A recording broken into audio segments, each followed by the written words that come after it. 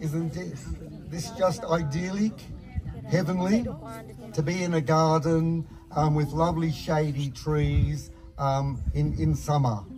And we are so fortunate to be here together. I'm delighted to be here, and on account of this occasion. I'm so grateful for Cynthia and Gary, the hosts and the managers and the owners of this house, the convent at Koroit these days, that was, when I was a boy at school, was known as the Good Samaritan Convent. And I went to school with a number of others who are here today in that convent building. So a warm welcome to you all, warm welcome from our hearts, enjoying the hospitality of the owners, Gary and Cynthia. And also we are contributing to something loving, something neighbourly for our world. We're doing that for one another here this afternoon. We're being neighbourly for each other here today. And that is a wonderful thing, and it's beautiful that we have been brought together. But we're also thinking of those who are poor throughout the world. And in particular, if I may say, those who are in the Philippines, in Kiribati, in East Timor, and in Australia too, and who are being cared for by the Sisters of the Good Samaritan. And we're here to help them in our own way today, by our presence here and a contribution as best we can. And we have two Sisters of the Good Samaritan here today with us. Sister Jill O'Brien, who is a past student of here and was the last superior of the convent when the sisters left here to go to other places to spread what they gave to Koroit over many years. And with Sister Jill O'Brien here is Sister Morella. Sister Morella has just finished a term of leadership for the sisters. And she, before coming to Australia to be a leader for the sisters, an inspirer and a carer for the sisters for many years, was it 12 or 6 years, Morella? Sorry? Were you leader for how many years? Six years as one of the leaders, the leadership team of the sisters. But before Sister Morella came here, to Victoria to be leader, and from Victoria to other parts of the world. Her first appointment as a sister, she is professionally a water engineer. And she was in Kiribati, in the Kiribati Islands, greatly suffering from climate change, greatly threatened, but she's worked there for the government in Kiribati as a water engineer. And it's great that we, the church, and the Sisters of the Good Samaritan, have been able to send someone like Marella with her talents, with her gifts and with her faith to the likes of Kiribati in the Pacific Islands. With me up here now are girls who aren't so long in Australia from East Timor. They are living in Warrnambool and they work at Midfield Meats in Warrnambool. Hard work.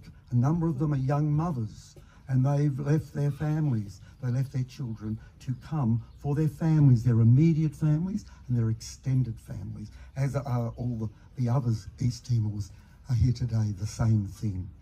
I'm going to just hand the microphone now over to Louisa, and she's going to just say a word and lead into their song.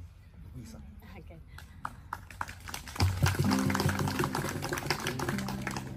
Okay, thank you very much for dear guests. On behalf of this group, just want to say we are very honored for this opportunity, and also and thank you so much for your support. And I know that today we are here to enjoy this music, and so I feel like so happy with that. And hopefully we all have a great opportunity to enjoy with us about our singing. And let's start enjoy together. Thank you.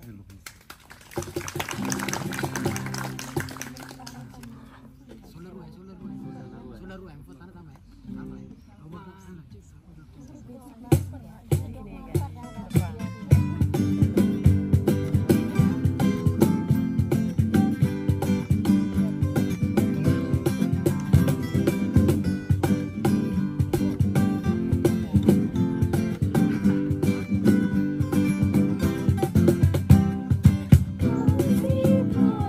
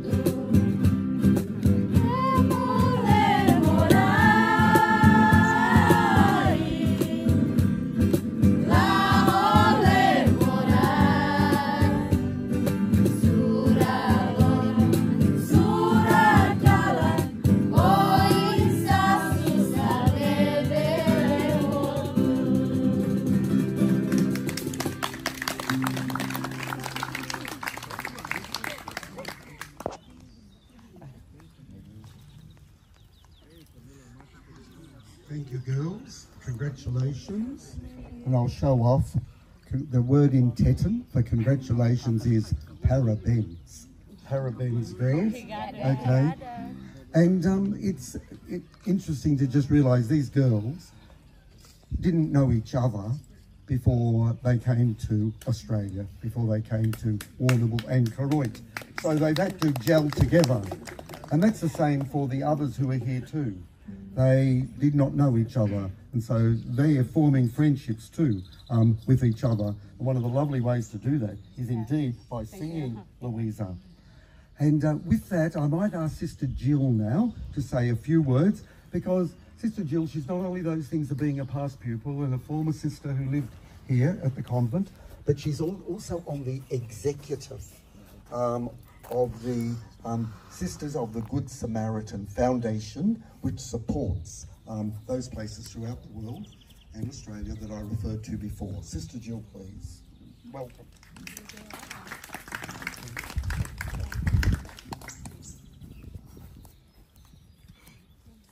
Well, good afternoon, everyone. I didn't think I'd ever be gathered around under the trees outside Johnny Lenihan's hut. So for those of you who know, Johnny Lenihan used to live back there. In 1948, when I was a very young child, the Sisters of the Good Samaritan went to Japan just after the war at the request of the Bishop of Nagasaki. And I think every child in a Good Samaritan school supported that mission. You know, mission money, do you remember that? Those of you who are older will remember. You paid in your mission money every week. So it was the mission money that supported the sisters who went to Japan. And one of the amazing things about it is 3 women from round this district went. Nell Gleeson, Canisius Whitten from out at Yarpturk, and Ethelreda Boyle from Hamilton. And Ethelreda left from here. She was teaching at Crossley or Illawarra, Lawrence? Crossley. At Crossley. So one day they told her, right, you're off to Japan. So she packed up from Crossley and went to Japan. That was a move and a half in a time that was quite serious. Well, today we don't have sisters in the school like we did back then. What we've got is the foundation, and it supports our missions. So on behalf of the foundation and the Sisters of the Good Samaritan, I thank you all for your interest and care and keeping up that work of hospitality to those who have less than we have. And this foundation supports in a significant way Kiribati, where Morella served for so long, the Philippines and East Timor, and also in Alice Springs and in remote Western Australia. So on behalf of all Good Sams, we say thank you for your generosity. Thank you.